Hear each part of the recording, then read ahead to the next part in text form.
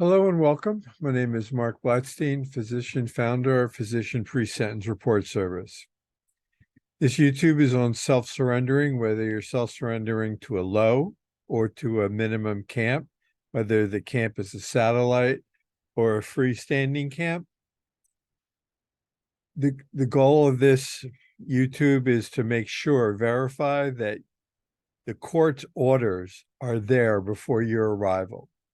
Because if not, solitary confinement's not pretty.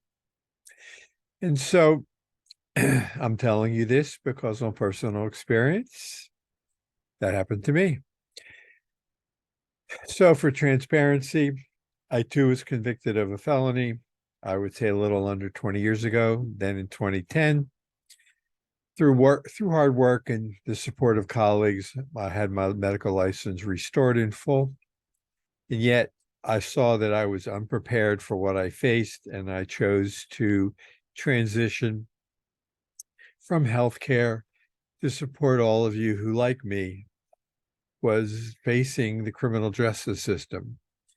And so with that in mind, it's important that, while you're lucky enough, and I was lucky enough to self-surrender, you want to make sure that the court orders are there, and that can be done with your attorney checking with the Federal Bureau of Prisons, with that particular prison, that the court's orders are at the location.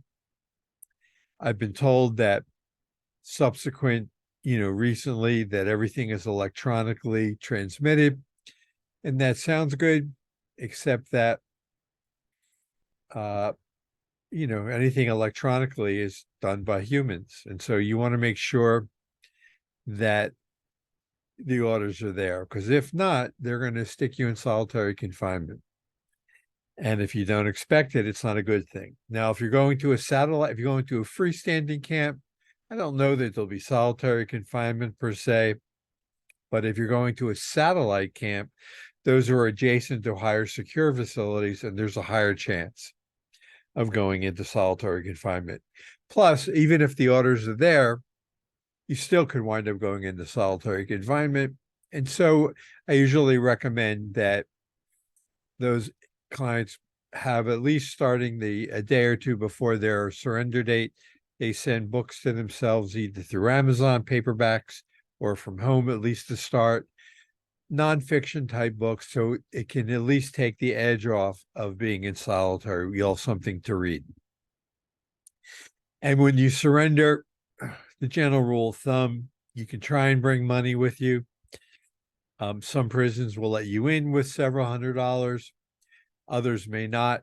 So know that if you're not able to come in with money, that you can also send money to yourself a day or two before your arrival. You just go online, you get your prison number. You should be able to get that from the Marshal Service with the help of your attorney, and the location of the facility online. Download the admission and orientation handbook, and that will give you all the information that you need. You can use Western Union, MoneyGram, and you should have the money there in time for you to go to commissary, because you'll need to buy things, tennis, sneakers. It'll be easier to walk around, socks, underwear, toothbrush, a watch, maybe your radio, something to listen to take the edge off you the first few days that you are incarcerated.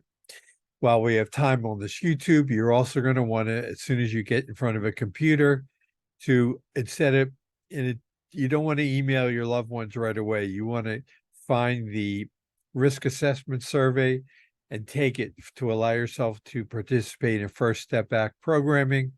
Because if you do not, even though the case managers may offer you to take programs associated with First Step Act, and that is good, you just may not be allowed to earn time credits.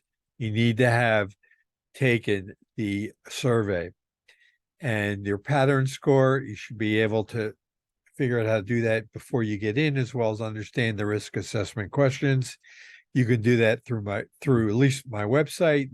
Go on there, and all that information you can see at the bottom of this YouTube. Just go to the website and Google it.